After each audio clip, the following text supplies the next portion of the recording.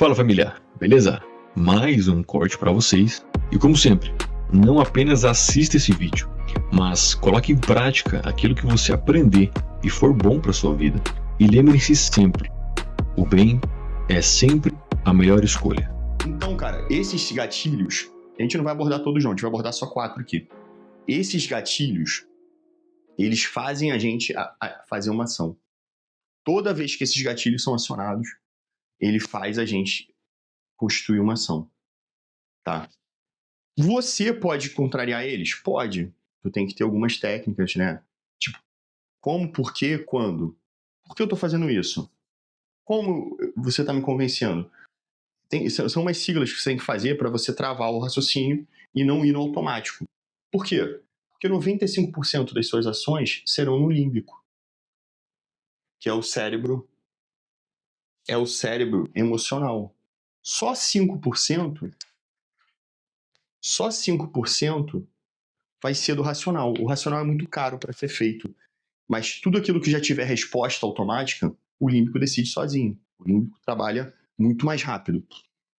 Por isso, quando você aprende muito uma coisa, ela vai para o límbico e aí você melhora muito o teu desempenho. Hoje você, né, se você dirige, quando você começou a dirigir parecia um absurdo, hoje quando você dirige parece uma coisa automática. Por quê? Porque você já treinou tanto que agora virou já uma condicionante, tá? E aí, cara, beleza, Kadar, quais são os gatilhos mentais que a gente vai abordar? Gatilho mental de autoridade. Todo mundo se submete a uma autoridade. Por quê? Porque as tribos, cara, né, elas sobreviveram porque tinha liderança. Para ela ter sobrevivido, tinha que ter liderança. Porque se ninguém toma uma decisão, né, tá começando um terremoto, ninguém direciona, todo mundo dominado pelo límbico, todo mundo vai chafurdar, cada um por si, e o barco afunda. Tem que ser um líder no barco para o barco ter direção. E aí foi percebido que, porra, as tribos que sobrevivem, o cara fala, meu irmão, a tribo que sobrevive tem líder, um líder forte. E aí, né, começa a luta sobre líder. Mas todo mundo reconhece a autoridade. Quais são? Aí é uma curiosidade, tá? São 3 coisas que normalmente classificam uma autoridade. De olho no título, por exemplo, sou caveira. E aí, quando você vai falar sobre assuntos relacionados à caveira, você me reconhece como autoridade. Roupa. Então, você pode... Aí, roupa e carro. E aí, que é a coisa engraçada. Eu falo isso no curso.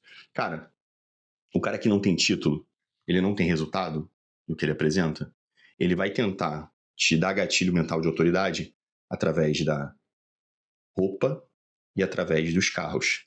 E aí, cara, você vê uma porrada de picareta com terno falando, que terno simboliza é autoridade de prosperidade, né? E carro. E aí tu vê o cara sempre... Pô, cara, eu vi um garoto falando esses dias. E só que assim, cara, só que isso não é uma fórmula encaixada. São coisas que vão te dar gatilho de autoridade, mas tu tem que fazer outra parte. Mas aí eu vejo os caras se esforçando. Pô, teve um garoto que uma vez veio falar que pra eu ser melhor eu tinha que botar um terno. Porra, ele falou um nome, cara. Tipo, não era suéter, não, mas... Porra, ele falou, tipo um blazer, sabe? Que eu tinha que, na minha foto, tinha que ter o de blazer. Falei, cara, a minha identidade comunica com isso aqui. Aí eu comecei a tentar explicar pra ele que ele provavelmente leu esse livro e ele achou que sabia muito por causa da teoria. Mas não é assim. Mas tu é uma porrada de picareta tentando te convencer a prosperidade, a comprar, né?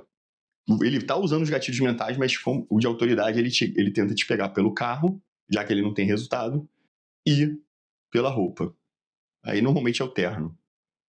Né? Ou aquelas roupas de grife, porra, um Gucci desse tamanho, um jacaré que parece tomar conta da camisa inteira, porque o maluco ele quer mostrar que ele tá com uma roupa de marca. Eu acho super ridículo, né? Ainda mais eu que estudo essa porra. Toda vez que alguém, cara, eu recebo muito gente tentando me dar gatilho mental, porque volta e meia, né, esse mercado digital, todo mundo meio que trabalha nisso.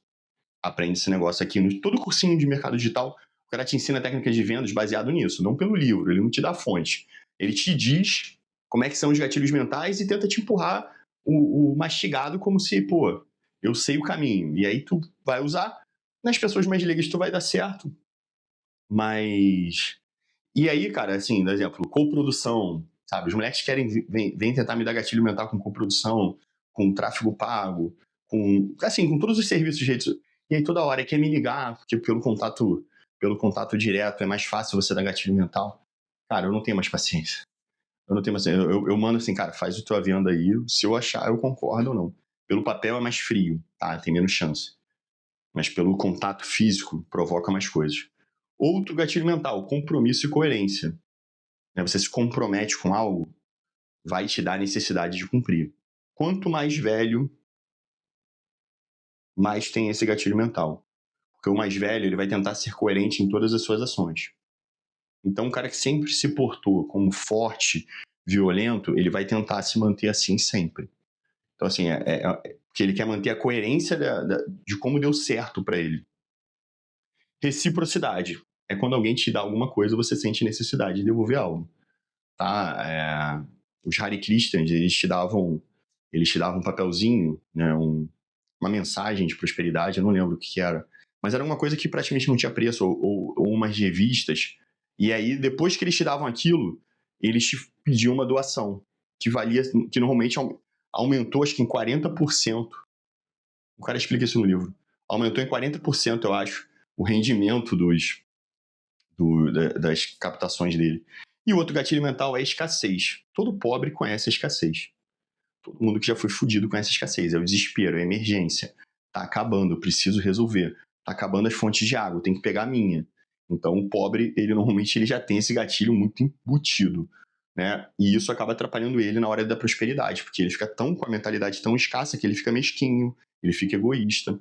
Então isso aqui é uma coisa que se trata, se ajusta. Por que eu dei um resumo, tá? Por quê?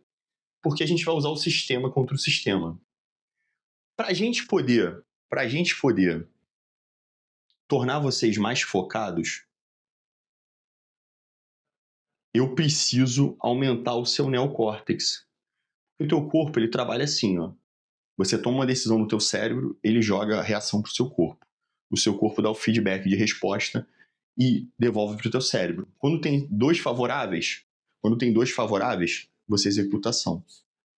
Por exemplo, você está com raiva. Quando você está com raiva, né, os teus sistemas de emoção, que são basicamente 4, é ira, satisfação, felicidade, né?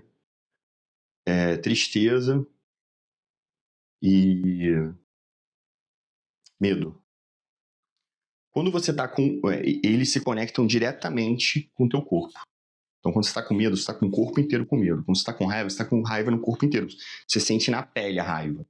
Porque ela se conecta com todo o teu sistema imunológico, que está espalhado pelo teu corpo todo. Tem receptores ali para esse tipo de sensação. Por isso que pessoas tristes, negativas, vão ficar doentes mais fáceis. Isso eu explico depois, porque baixa o sistema imunológico. Porque esses dois vêm pelo cortisol, criam cortisol. Esses dois vêm pela, dopamina, serotonina, enfim. Criam energia. Né? Então, esses aqui são mais positivos, esses aqui são mais negativos. Grosso modo falando, tá? Tem variações, tem oscilações, mas... E aí, só que se você deixar, cara, o teu corpo ele fica nesse mecanismo. Alguém te dá um gatilho, tu vai pro teu corpo, volta pra tua cabeça e você dá ok. Só que você, na verdade, é um ponto de decisão, de consciência em cima desse feedback. Lembra, tem que ter 2 positivos para poder uma coisa acontecer. Quando você consegue ter consciência, você quebra um desses pontos. E aí você toma a decisão. Você quebrou o ciclo. A pessoa tá te convencendo. Às vezes o teu amigo fala assim, pô, espera um pouquinho que a gente vai resolver aqui. Quebrou o efeito de 2 positivo. E aí você começa a raciocinar melhor. Cara, ainda bem que você me tirou dali. Porque eu tava quase comprando. Eu, não preciso daquilo, já ia comprar. O cara tava aplicando. Às vezes de forma intuitiva, gatilhos mentais. Mas te dando. Né? E o ponto de consciência, né? Se você não tem um amigo, você tem que ser por você mesmo. Você tem que aprender. Mas como é que você vai desenvolver o ponto de consciência? Melhorando o teu neocórtex. É o neocórtex que trava o límbico. Para ele não se perder. Quando você não tem um neocórtex forte, o que faz um neocórtex forte? Abnegação. O que faz um neocórtex forte é a abnegação. Como assim abnegação, cara? Aprender a dizer não. Aprender a ser não natural. Dá exemplo, você tem medo. Qual é o natural do medo? Fugir. paralisar. Você encara. Você abnegou o medo. Você tem raiva. Qual é o natural da raiva? Explodir, bater, agredir. Você controla. Você abnegou. Toda vez que você abnegar, normalmente você está constituindo uma virtude. Porque virtude é abnegar. E você aumenta a capacidade do teu neocórtex de lidar com os impulsos do límbico.